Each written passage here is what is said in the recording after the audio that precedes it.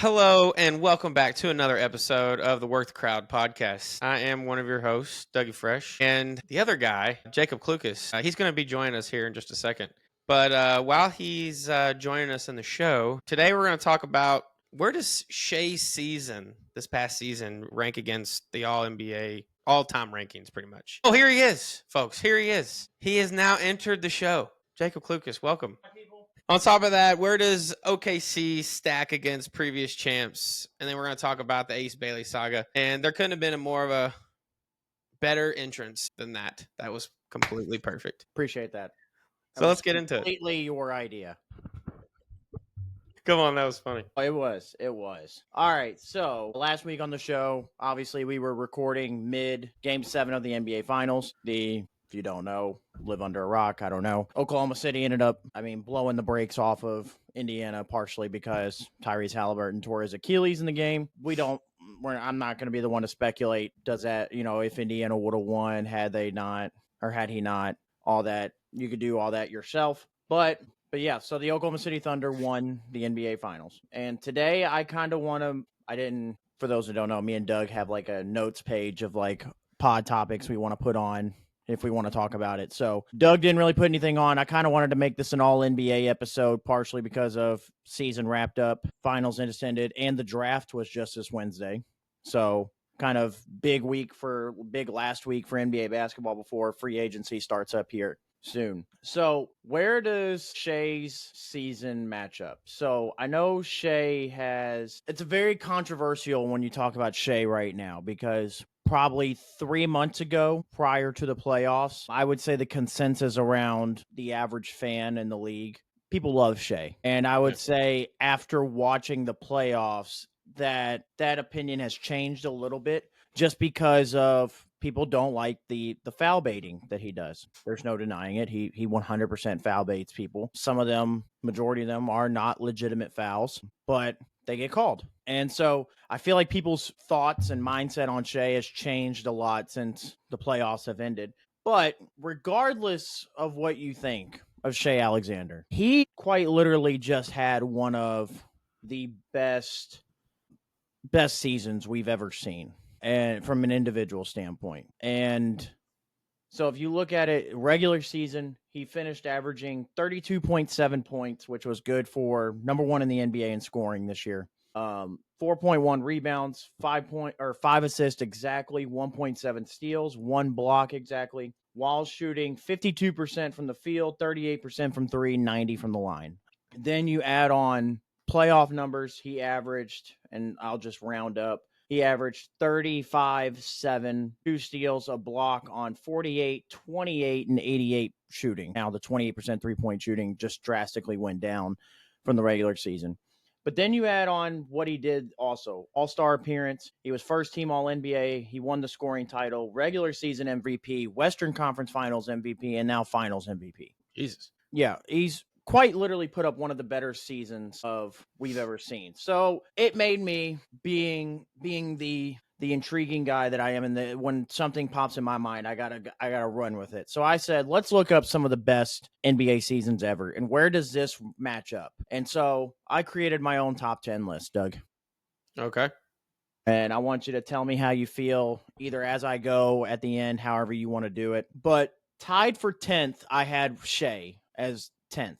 Okay, so I'm not going to reread everything that was already on there. His counterpart that I had tied with him was, and remember, this is obviously specific seasons of individuals. Mm-hmm. And also for people that are listening, watching, if you don't hear a certain year and a certain player, I took into consideration if you did not win the NBA Finals, it's not a completed season. All right. So tied with Shai was 2021 Giannis. Giannis in the regular season was a 28, 11, and 6, 1 steal, 1 block, 57% from the shot, 30% from three, 69 from the line. Then you go to the playoffs, 30, 13, and 5. He was All-Star. He was the All-Star Game MVP that season. First team All-NBA, first team All-Defense. Finished 4th in the MVP voting, didn't win the MVP that year, and was Finals MVP, and then obviously an NBA champion. So spectacular season from Giannis. Number 9 for me, Because I don't like doing traditional. I know when people say tied for 10th, you move to 8th. I don't like doing that. So moving to 9, 2012 LeBron. And this would have been his second year in Miami. So 27, 8, and 6 on 53, 36, 77 shooting in the playoffs, 30, 10, and 6 on 50, 26, and 74. That year he was an all-star, first team all-NBA, first team all-defense, fourth in DPOY voting. He was the regular season MVP, he was the finals MVP, and an NBA champion. 8 was 92 Jordan. 36 and 6. 30 this season actually was his highest, I believe, playoff per game average, besides one other year. Well, of the championships, this was his highest year. 34.5 points per game. But he was an all-star, won the scoring title that year, first team all-NBA, first team defense. He was third in DPOY voting. He won the MVP that year. He was a finals MVP and an NBA champion. 7, I had 94 Hakeem. I'm going to kind of skip reading off the numbers just to try to speed this up just a little bit. But the accolades from the season, because we can look up stats all day. But all-star, first team all-NBA, first team defense. He was the DPOY that year, was the MVP, won the finals MVP, and won a championship.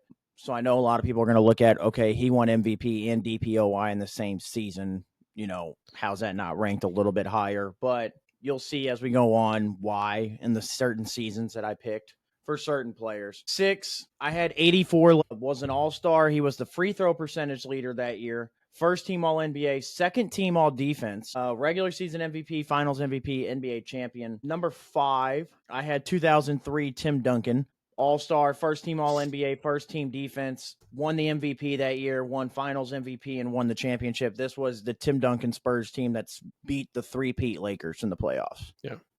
4, now, 4, more recency here. But Nikola Jokic in 2023. That year, just 2 years ago, 25, 11, and essentially, if you round up, it's 25, 12, and 10.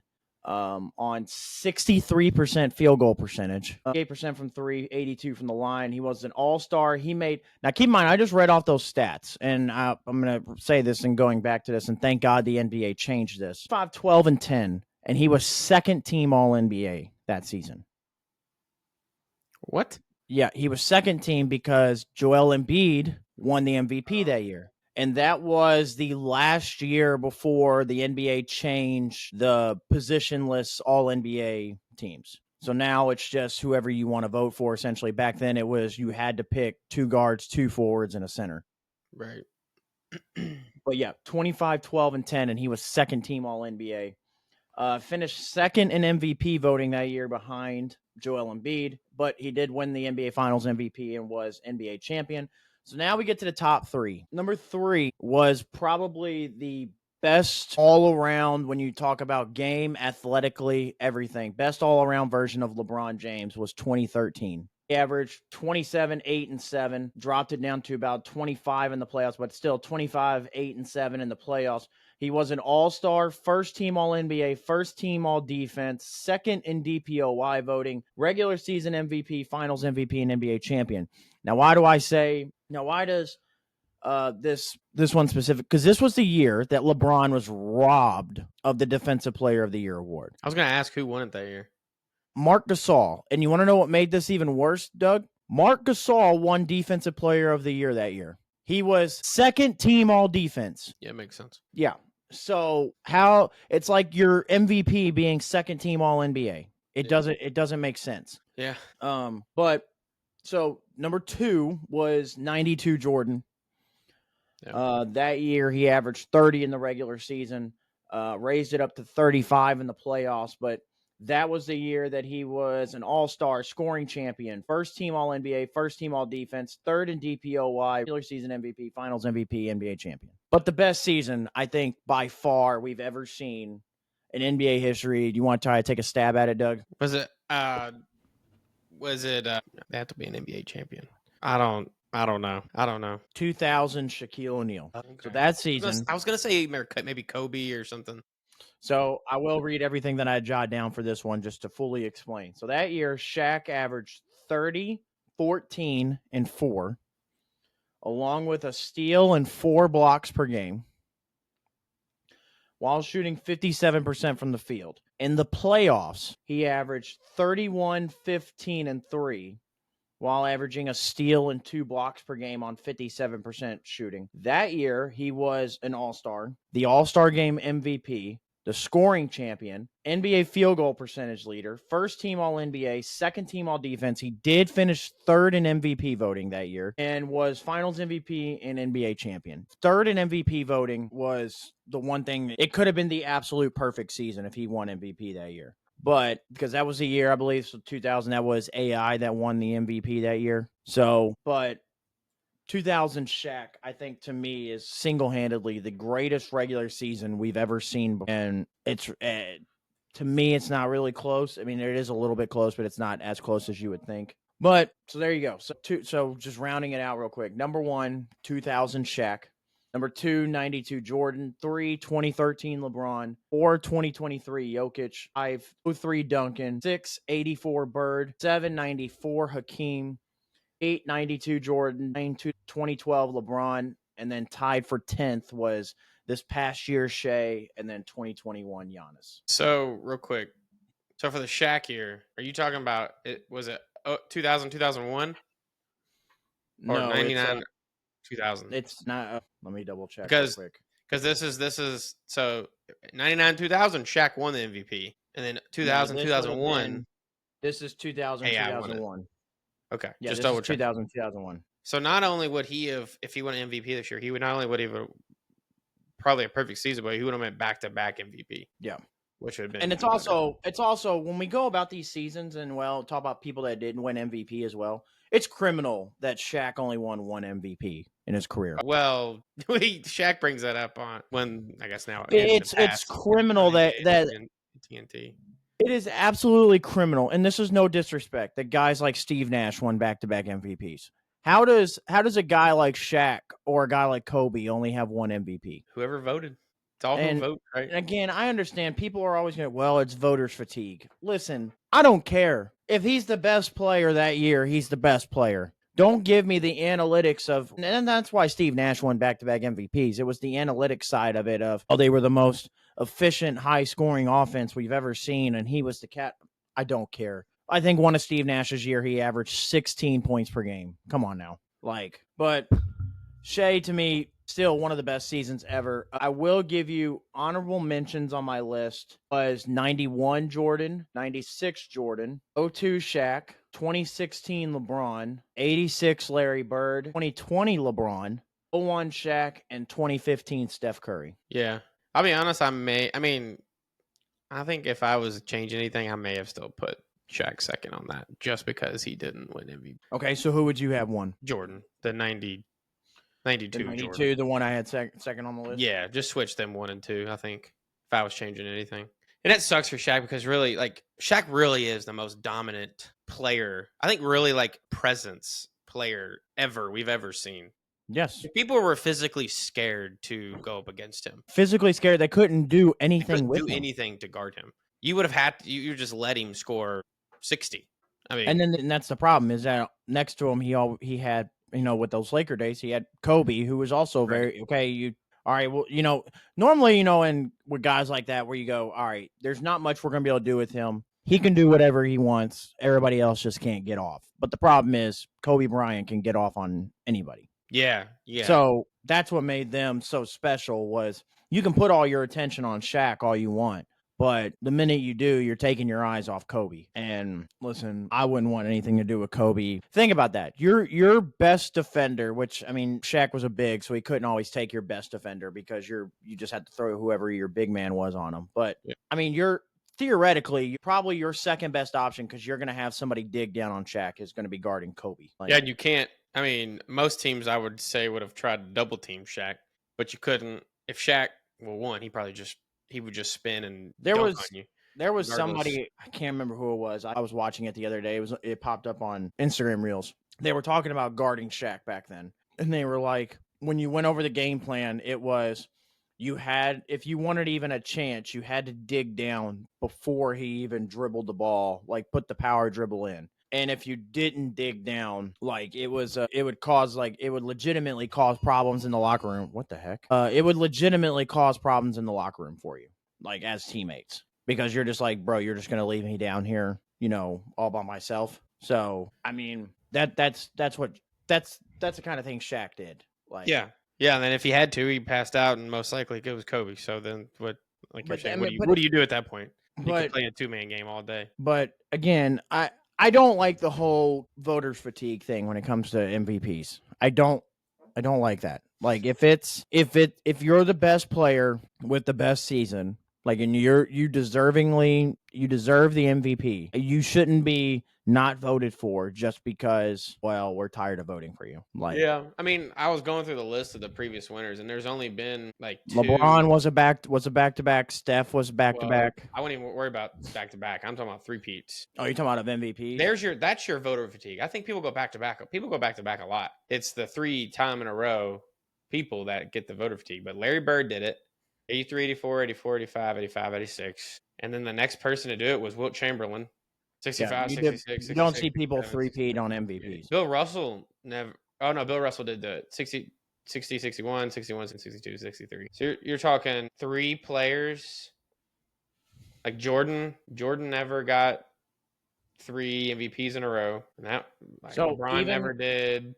Curry even never did. Jokic never did. So, I even mean, yeah. even take right now, like, okay, Jokic won the MVP in 2020, the 2020-2021 season. He went back to back in 21-22, came in second in 22-23 behind Embiid, and then first in 23. So he won the MVP 3 out of 4 years. And the 1 year that he didn't win it, we gave it to Joel Embiid. And again, if you round up the numbers, Jokic was averaging 25, 12, sorry, 25, 12, and 10. And if I remember correctly that year, because that was just 2 years ago, the Nuggets were the 1 seed in the West. Like, I don't get it. And then, like, even this year, Jokic finished second in MVP voting behind Shai, and Jokic averaged this year 30, 13, and 10. Jesus.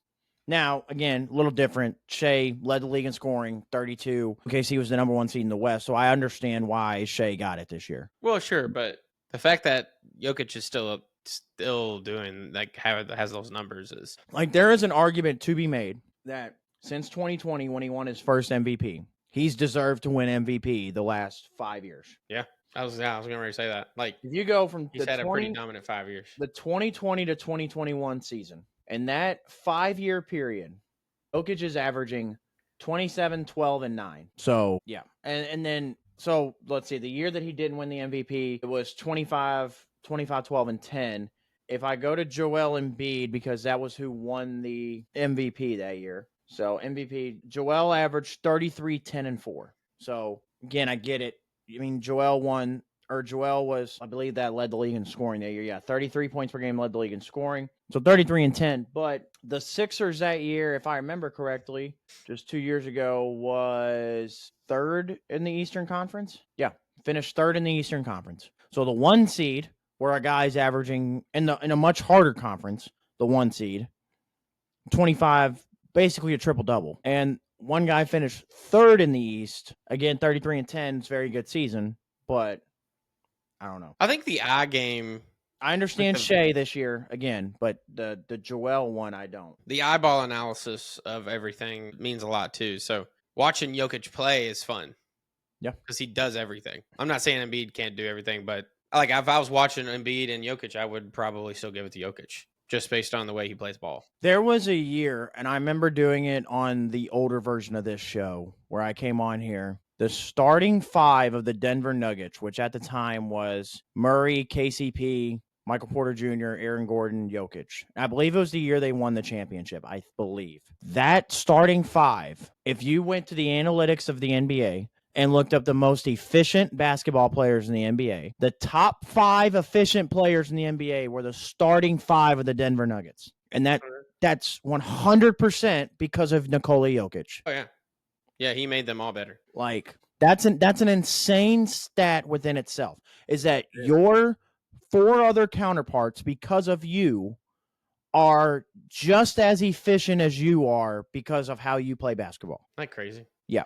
He makes your team that much better. It's an insane thing. Like Jokic by the time he finishes his career, I believe is going to probably finish. I don't know if he can surpass Shaq or Kareem, but he'll finish as a top 3 center ever. And I think the debate will open up between like Jokic and Shaq, just because you're talking about Shaq dominated his era, like Jokic is dominating his era just in a different way than what Shaq was a physical dominance. Jokic is just statistically, analytically dominating. Yeah. Yeah. Did you see they asked him about that on NBA on TNT? Yeah, they ask him that all the time, and he tells them it'd be Slovakian barbecue chicken. Slovenian.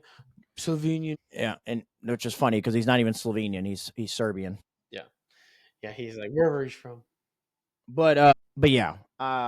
So those were again Shai's season was incredible. Still even at that. Yeah. So I'm not. I get why they picked Shai this year, number 1 seed, and really the MVP's always gone to whoever the best player on the number 1 seed in whatever conference is. Typically, if you're the best player on the best team, you've won MVP for the most part. There's only been 1 or 2, I think it's 2 all-time MVPs that weren't a top 4 seed in their conference, and one of them was Westbrook the year after Durant left, and he averaged a triple-double. So now we've talked about Shai. So now where does this Thunder team match up? We can play the eye test all we want, but Doug, I think this will be a conversation that you can get into a little bit more, because so now I'm like, okay, let's look at the last 10 years, right? Where does this Thunder team rack up against the last 10 champions? You're asking me? Yeah. Where do you think they stand against? Like, if you're thinking about it, if you're thinking about the last 10 champions, you're thinking about, okay, if I could just in a nutshell put them 1 through, like, just rank them 1 through 10, where would you put them? Pulled up a list here because I need to see who won the last 10. I mean, I think they're going to be up there. I'll be honest. So all this, I've got another top 10 list for you, obviously. Yeah, but all this was inspired by Colin Cowherd this week. He did the last 7, but seven's a weird number to me, so I went 10. This Thunder team? Yep. The past 10 years? Yep. Yeah, they struggled on offense a bit at times. And this Pacers team really and I know we said we weren't going to speculate on it, but really with Halliburton, they really had a chance to win that game. Especially since OKC, and that would have been one of the worst teams to win an NBA championship. And especially since you can, if you want to speculate, Halliburton had already hit 3 threes before going down. So he was already starting off hot. There was nobody more in that gym besides him and Shai that wanted that game, I think. Yeah. Halliburton and the Pacers wanted that. So, but I do agree, if the Pacers would have won of the last 10 years, this would have been, even to take away the last 10 years, this would have been the worst champion almost ever. Close. Yeah. Record-wise, just the regular season was just not that great. I don't know. And also, when you're looking at it from a star standpoint, like Halliburton's good, but you don't have that superstar. So it's like, how the hell did you manage to win this? So just in a nutshell, just real quick, looking at it, 1 through 10, just where would you say without diving deep into it? I'd say like around that same mark, 6 or 7. Okay. All right. So last 10 years, just to give you all the idea. So that goes all the way back to 2016 would be the last team. So you go Cavs, Warriors twice, the Raptors, the Lakers, the Bucks, the Nuggets, the Warriors again, and then the Celtics and the Nuggets were after the Warriors. Then the Celtics, and then this year's Thunder. So the worst of the worst the worst of the 10 that I said was the 2022 Warriors. I think they were the worst of the bunch. And when I'm ranking these, I'm thinking about going back and looking at it from like how they looked on the court as well. And I'm also matching this up of, okay, if I matched all these teams up, I'm going eye test plus in addition, if I matched all these teams up against one another, who wins? Like, that's the way I'm thinking of it too. So the Warriors 2022 team that won the championship, I think of the last 10 years, is the worst team to win one. And that's no disrespect to Steph, Clay, Draymond, any of them, but that team really wasn't special per se. A 9, I had the 2021 Bucks. Giannis was sensational in that championship run, but again, when I'm looking at it, also matching them up against other teams. I don't know if they match up because I think just slightly who I have at 8, I like the 2019 Raptors over the 2021 Bucks. And that's just because I think that 2019 season, I would take 2019 Kawhi over 2021 Giannis. Yeah, Kawhi was just insane that year. And also that Raptors team, if you look at it, I mean, you had Siakam before he became Siakam, really. Mm-hmm. You had Marc Gasol, who was still playing good basketball. Kyle Lowry was an all-star. You had Fred VanVleet coming off your bench. And they also had a veteran role player in Danny Green. So, I mean, that Raptors team was kind of loaded. Oh, yeah. They had a good team. So 7 is where I put this 2025 Thunder team. I think 7 is kind of where I would put them because I don't think if in a nutshell, if I put these guys against the rest of these 6 teams, I don't know if they could beat them in a 7-game series if you put them against them. 6, I have the 2016 Cavs. This was the 3-1 comeback Cavs. 5, I have the 2018 Warriors. So this was the second of the back-to-back KD Warriors championship team. 4, the 2023 Nuggets, that the year we talked about with Nikola Jokic winning it. 3rd, I have last year's NBA champion, the Boston Celtics, the 2024 Celtics. 2, I have the 2020 Lakers. I don't think people understand really. I think because of the bubble and how people have different opinions of the bubble, I don't think people understand how good that Lakers team actually was. No, this was year 1 actually of Anthony Davis in LA. They had just made the trade. You got to think that Lakers team started the season 24-3. They were easily the best team in the NBA. They got home court advantage, which they never got because they played in the bubble. They won every game up to the finals in 5 games. So for the most part, handled the Western Conference. And they won the finals in 6 games against the Miami Heat. And then you go back even to that next season, the Lakers started 28-13. It wasn't until LeBron went out with that first groin injury that year that the Lakers started to trend down from that point. But say what you want about the bubble, and to me, and I know a lot of NBA players have agreed with this. I don't know if we've really talked about this, Doug. But a lot of players will tell you the bubble is the most pure form of basketball because there was no outside. There's no home court advantage. There's none of that. You're there to strictly play basketball. I agree. And do nothing else. Yeah. To me, the only people that discredit the bubble are LeBron haters, for one, because he won the whole thing. So to me, if anybody else wins the finals that year other than the Lakers, people are going to be saying the exact opposite of, oh, the bubble was just so good. But 1, LeBron haters, and 2, the Clipper wannabe fans that started that year when Kawhi and Paul George went, because you had Pat Bev and Lou Williams and all them afterwards. Well, we just didn't really want to be there. Well, I'm sorry. Tell me you're a sore loser without telling me you're a sore loser. Like, if you didn't want to be there, that's on you. That has nothing to do with the bubble in itself. I understand the bubble did suck in terms of you're separated away from your family. You can't see them for, 1 to 2 months possibly, and I get it. But COVID sucked. I understand. But at the end of the day, you still went. You still competed. And nobody's going in. I don't care what you could say whatever afterwards, because again, it's a sore loser's mentality. None of those guys went into any of those games went into the game going, we don't want to be here. It doesn't matter. You still went in to win those games. Yeah, sure. Yeah, I mean, I would agree. That's for most. Yeah, I mean, there's an argument you could probably put them 1. So, but number 1, I don't think there is an argument with this one. The 2017 Warriors. Yeah, those I was gonna. Yeah, that's the 20 so that Warriors team. So I have a bunch of like stats underneath these. That Warriors team. First of all, so they went 16-1 in the playoffs that year. They lost 1 game, which was the one NBA Finals game to LeBron and the Cavs. They swept the Western Conference all the way through. They beat the Blazers, swept the Blazers, swept the Utah Jazz, swept the Spurs, and then beat the Cavs in 5. Their average margin of victory in those playoffs were 13.53. They were blowing teams out of the water. Because, I mean, and rightfully so, what the hell are you going to do with prime Steph, Draymond, KD, and Clay? Yeah, no, that is the definition of a super team. And we can get into that later, like as a later episode if we ever. That 2017 Warriors team stacks up with one of the greatest teams ever. Oh, yeah. And you can dive into it and just go, oh, well, record-wise and everything. I don't care, because I want to know when it mattered. if that team was really like that, because the 2016 Warriors went 72-10 or 73-9 and lost.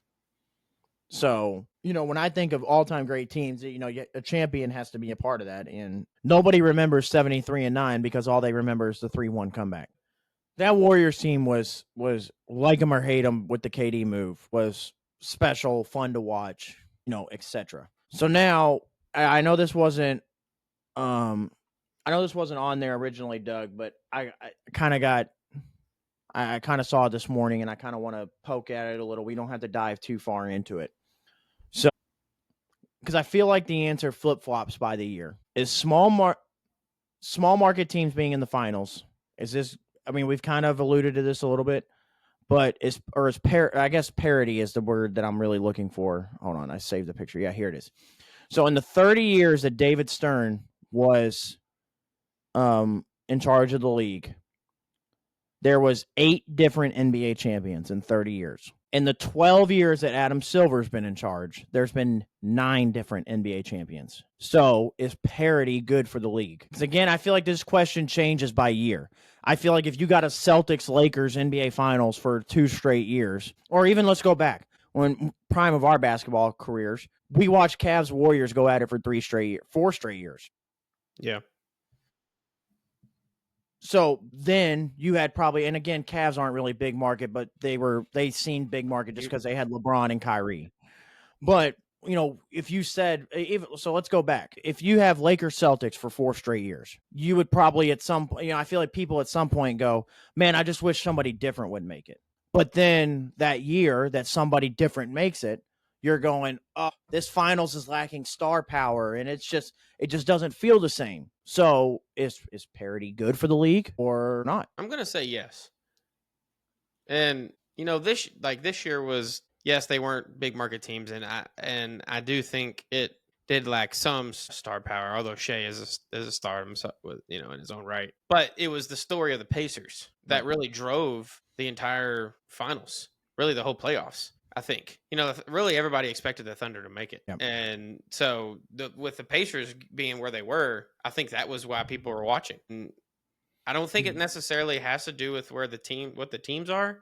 I think it's more the story people like to watch. So if I remember correctly, if I saw it, and I'll look it up here in a second to verify, Game 7 of the NBA Finals was the most watched Game 7, or was the most watched playoff game since the 2016 Game 7. Which was that the 3-1? That was the 3-1 comeback 3-1, Game 7. Yeah. Which that makes sense to me because people wanted to see the underdog. People love to see the underdog win. They want, how bad people were cheering against the Thunder. Like they wanted that comeback story to happen and win on OKC's floor. Sorry. So Game 7 of the 2025 Finals drew an average of 16.4 million viewers on ABC. It was the most watched NBA Finals game in 6 years since 2019. The game that was the Warriors Raptors Finals. I'm assuming. But anyways, the 16.4 was the average. Game peaked at 19.3 million at 9:45. Realistically, 9:45. The game started at 8 last Sunday. 9:45 probably puts it at halftime, right before halftime or right after. So the Pacers were up 3 at halftime. So yeah, that makes sense because people are turning it on and like, oh my God, they might actually do this even without Halliburton. Yeah. So I don't really think it has anything to do with the teams, and everybody wants to see the star power. People are going to watch if LeBron James is playing. People are going to watch if Steph Curry's playing, KD, anybody like that. But I think it's more the story of the playoffs. If you're going to have a severe underdog like the Pacers were, everybody's going to watch. That's just how people work, I think, when it comes to sports like that. That Warriors Raptors was watched because that would have been the first three. That was would have been the first 3-peat, but I think a majority is people were wanting to watch the downfall of Golden State. I think that might have been the other way. Well, I think that could have been an even split. I think that would have been the first 3-peat since the Lakers. Correct. So you had that, and then like I said, I think people were interested. Some, not all, but some people were interested in seeing the downfall of Golden State and saying, like you. Oh my God, is it, they lose this, what happens? Does KD leave this summer? Does he resign? You had all that saga. So Like you. yeah, I was, dude, that series or that whole playoff run after, really, because that year LeBron, I don't think, made the playoffs with the Lakers, because that was LeBron's first year with the Lakers, and then the Cavs didn't make the playoffs. So yeah, I think that whole playoff run, I was a Raptors fan. That's because the Warriors basically.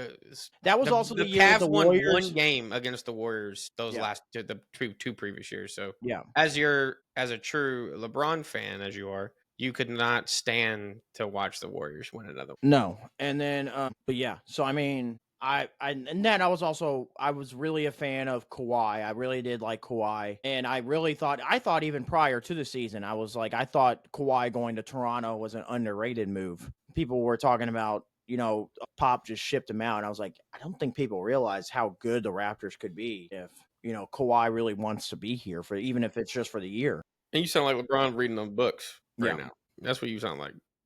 No, I mean, I did say that no, they I'm underrated. just, I don't think I picked them like prior to that season to like go to the finals or anything. But I was like, if they really put this together, like, they could do something. Now, a little bit of luck happened where they had, the Kawhi, the shot in Game 7 to put the Sixers out that bounced on every part of the rim before finally falling in.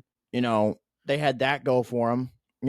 But yeah, that playoff run, I was 100% a Raptors and Kawhi fan. That was also the year that I kind of where the Warriors really made it unwatchable, because that was the year, and granted, he ended up tearing his Achilles, so he didn't really play. That was the year the Warriors signed DeMarcus Cousins too. So it was really like, brother, you've already got KD, Steph, Clay, Draymond. You're gonna add DeMarcus Cousins now too. Like, if I was any player, not LeBron James, why wouldn't I want to go play with him? No, 100%. You know what I mean? Back then, when you're an NBA fan, you can look at it and go, hated that move. But now when you mature a little bit and you go back and look, I 100% agree with the move for KD to go there. Now, I don't agree with, just the only part I don't agree with is you went there right after they beat you. So it does look bad a little bit. Yeah. But from just a basketball standpoint and everything, I completely understand. But also that plays into KD, and why I also think he'll work out in Houston. When we talked about this last week, KD is a sponge and can fit in, and KD can fit in anywhere. Yeah. So yeah, he is that type of player. So moving on, the NBA draft, as we talked about, was this past Wednesday. So what we talked about at the beginning, the Ace Bailey drama or saga. If you don't know, Ace Bailey essentially canceled all meetings and workouts with I believe it was just the top 5 teams that were drafting, because he was trying to dictate where he wanted to go. So him and his agent thought by declining workouts and declining meetings that teams wouldn't bother drafting him. Then at pick 5, Utah Jazz drafted Ace Bailey, which was one of the teams that he declined. It was also reported right before the draft that it was the Charlotte Hornets and the Utah Jazz were the 2 biggest no-nos that Ace Bailey did not want to go to. And Danny Ainge ended up drafting him anyway. The other kicker is, allegedly, the Charlotte Hornets and Brooklyn Nets had it was either Brooklyn or Washington. 1 second. Let's see. I don't remember. Anyways, one of the two. The other team agreed. I believe it was Brooklyn, but they agreed to draft, because the Hornets wanted Con Knipple. So hold on real quick. Sorry. Yeah. So the Hornets really wanted Con Knipple, which is who they ended up drafting at 4 anyway. They had a deal in place that they would select Ace Bailey at 4, and I believe it was the Nets. The Nets would select Con Knipple at pick 7, and they would essentially trade, because they knew the Jazz wanted the Jazz or the Wizards, if Ace Bailey was there, would select him. So they were going to make the swap. And Danny Ainge caught wind of this and said, okay, if you take Ace Bailey, I'm going to take Con Knipple, and kind of psyched the Hornets out, because that's who the Hornets really wanted. So instead, the Hornets killed the deal, took Con Knipple anyway, and Danny Ainge ends up with Ace Bailey. Now, this is where I've talked about this several times. I'm all for player movement once you're in the league, once you've established yourself. Dictating where you go in a draft is outrageous to me, and I don't understand it. Like, where do you get off? To me, I get it. There's bad franchises. I understand it. But, brother, you've worked all your life to get to this point. Be happy you're getting drafted. Yeah, I mean, and life-changing money. Maybe he had, probably got some NIL, but I mean, he'll have a decent career as a pro, but you got to get off on the right foot. All right, and I'm sorry, it was between Washington and Charlotte. That's who it was, not Brooklyn and Charlotte. But anyways, still same thing. Deal was in place. They were just going to swap. Danny Ainge said he'd take Concanipple, which would ruin the deal. And so, but it was also reported now that, and as you saw, I'm in the draft room, or when he got drafted, you can kind of see on the look on the face of Ace Bailey that he was not happy. And people were debating, okay, does he even report to Utah? Does he do anything? Apparently today, he did report to Utah today. They do start summer league practice and training tomorrow, but he did report, finally did his interview with the team. So I think, but if you're Danny Ainge, I mean, first of all, you're a madman, for one. 2, you're a genius. And 3, at worst case scenario, I make Ace Bailey play this year, right? Worst case scenario, he's trade bait for another team. If he truly doesn't want to be here and he becomes, an issue or whatever, worst case scenario, he's trade bait. So Danny Ainge has been doing this for a long time. And we're talking about this as the same guy that finessed the Brooklyn Nets to take Paul Pierce and Kevin Garnett at their age for all those draft picks. So he's a madman, and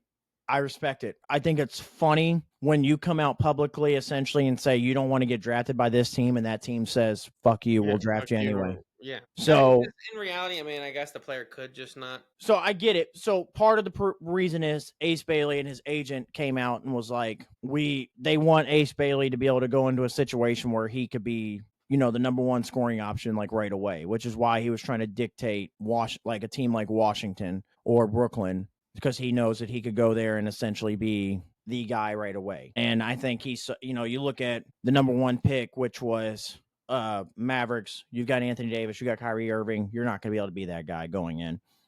To San Antonio, you've got Wemby, you've got Fox. You're not going to be able to be that guy going in. Third pick was the 76ers. You got Maxey and Joel. You're not going to be that guy. Fourth pick, Charlotte, you've already got LaMelo. You're not going to be that guy. And Brandon Miller, who plays your same position. You're not going to be that guy. Utah, you've got Lauri Markkanen. You're not going to be that guy. So Washington and Brooklyn made sense from that standpoint. But again, I don't like people being greedy. Be happy you're getting drafted. If you want to do the business aspects and everything after you're drafted, then sure. But be happy you're drafted. That's just my thing. You've worked your whole life to this point. Don't ruin it because of that. And also, I also want to say, and I've said this to you earlier this week, for the Colin Murray Boyles part of where people caught him saying fuck after he got drafted by Toronto, I'm going to give him the benefit of the doubt because we talked about this. Could it have been he said fuck because he didn't want to go there? Sure, it could be.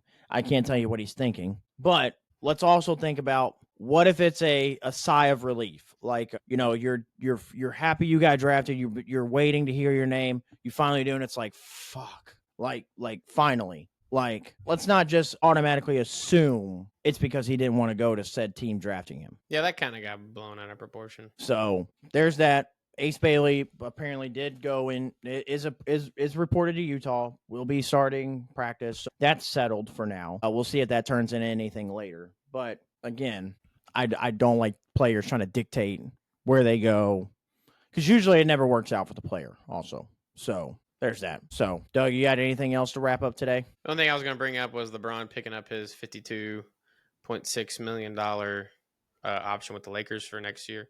Interesting. Could we see LeBron James ask for a trade out of LA? And you know where that makes most sense for me? I'm coming home. Lonzo Ball just went there to the Cavs. Now you got your point guard. I know Darius Garland's a stud, but he's used for trade bait if you want to go get LeBron back for 2 more years. Listen, I think if you're Cleveland, you could offer a package that includes Darius Garland, Jared Allen, and if you got to throw in something else for LeBron. And next year, and even then, you could maybe potentially re-sign Ty Jerome still. If you're Cleveland, maybe. I don't know how much money they would have left over after all that. But you would have theoretically Lonzo or Ty Jerome at your 1, Donovan at your 2, LeBron at your 3, DeAndre Hunter at your 4, Evan Mobley at your 5, and you got a wide open Eastern Conference. Yeah. Buddy. Now, the flip side of that, I don't know how Darius Garland and Luka work out in LA. That's going to be the flip side. Jared Allen fits in perfectly. It could be another team trade though. But yeah, I mean, you could get somebody else involved. I could potentially see them maybe getting like a team like Sacramento involved who wants a point guard. Maybe you get back, if you're the Lakers, like DeRozan or somebody like that, just to kind of fill in that other, star role. Yeah, so we kind of touched on this last week. With the new management in play. This is Also, Lucas. theoretically, you'd assume Bronny's probably going to Cleveland with him. So, got to throw Bronny in that rotation in Cleveland, For sure. Why not? Got to go home. But, yeah, I mean, yeah, no, 100%. But also why people are flipping out about this and thinking about it, I know we're kind of got off on this, but the reason why people are flipping out about this is because, one, it was what Rich Paul said this morning on ESPN.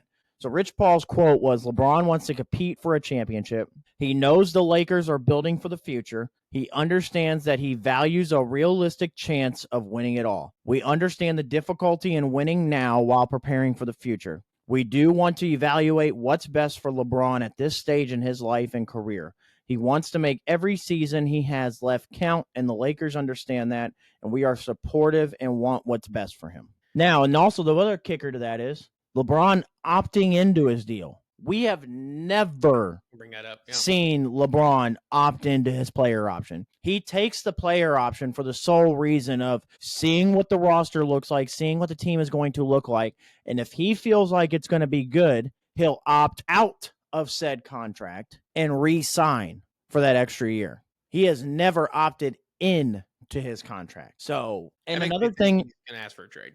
Yeah, obviously, I think the end result I think realistically, he probably stays in LA. Realistically, I think it's probably about 65, 65-35 that he stays versus goes. But there also could be that maybe that small little piece inside. And I know maybe the Lakers probably wouldn't because it doesn't make sense from a financial standpoint or from a team standpoint. What if LeBron finds a way to have the Lakers just buy him out?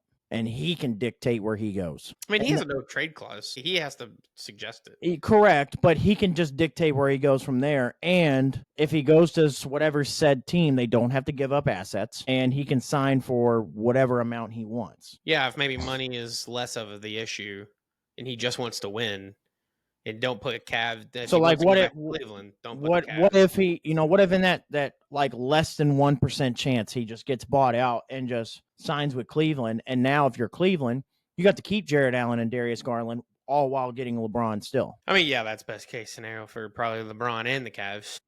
Because I know everybody's going to go Golden State, but I know LeBron's always had that itch to want to play with Steph. My thing is, I think if he's going to leave LA at this point, he's going somewhere where it's a guaranteed I'm getting to the finals at least. Yeah, you add LeBron to this Cavs team. And I think staying in the West does not guarantee you anything unless you're going to Houston with KD, or something like that. Going back out east, joining, the Cavs, small chance he wants to play for the Knicks. Joining the Knicks would be the only clear path to straightforward NBA Finals appearance for him. I think it's just a perfect storm going back to Cleveland. He's from there, and he's already won there. He can just end it there. If they win a finals, he could just ride off into the sunset. He's got 2 years. I think he's got 2 good years left where he can make a run at a finals, at a championship.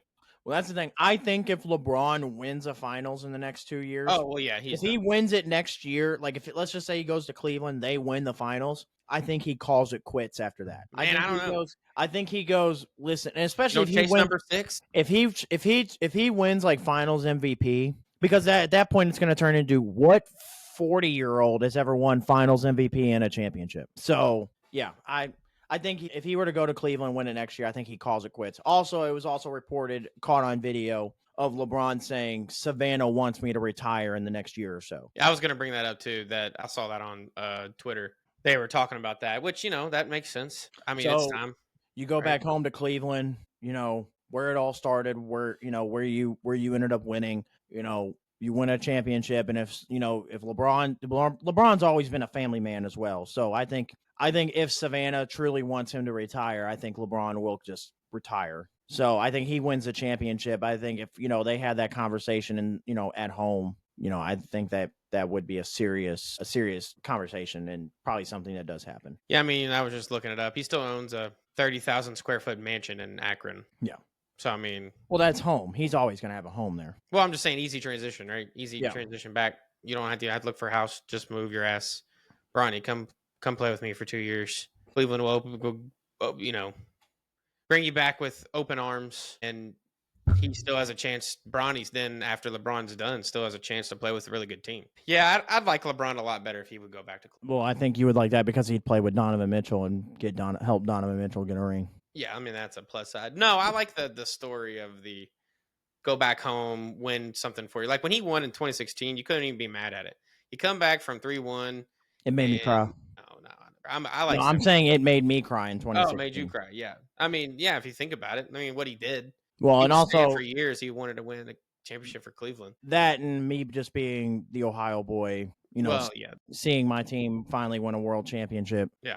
I mean, but I think to me, like if LeBron goes and wins another championship in Cleveland, now I would like him to win. If he tied a championship to Jordan, if he got that 6-1, then win back to back, there's no question in my book. LeBron is the greatest player of all time. To me, it's still up in the air. But I think if LeBron won another championship at this age managed to win a Finals MVP on top of it, I think a lot more people that wouldn't entertain it would start entertaining. Yep, I agree. Anyway, so we'll see what happens with that. Hopefully, I love NBA drama. I love it. This is the you can argue the NBA offseason is more entertaining than the NBA regular season. Without a doubt. Without a doubt. And I think that's why the NFL is starting to turn into what it is, because the NFL has the regular season. Like they dominate that from every aspect. And I think that's why you're starting to see it, like players fighting with contracts and trying to get traded and everything. Because I think what the NFL's missing is the off-season drama that the NBA has. And I think that they started to incorporate it a little bit. And now you start bringing in that, and that's what makes the NFL just so good. But the NBA off-season drama is it's every day. You're on your toes every day about it. Because something like this, now, any moment, you could get that breaking news, LeBron asked for trade. Mm-hmm. Yeah, I think and this brings up something else. I know we're pretty much over time, but I want to bring this up real quick. I saw this on today.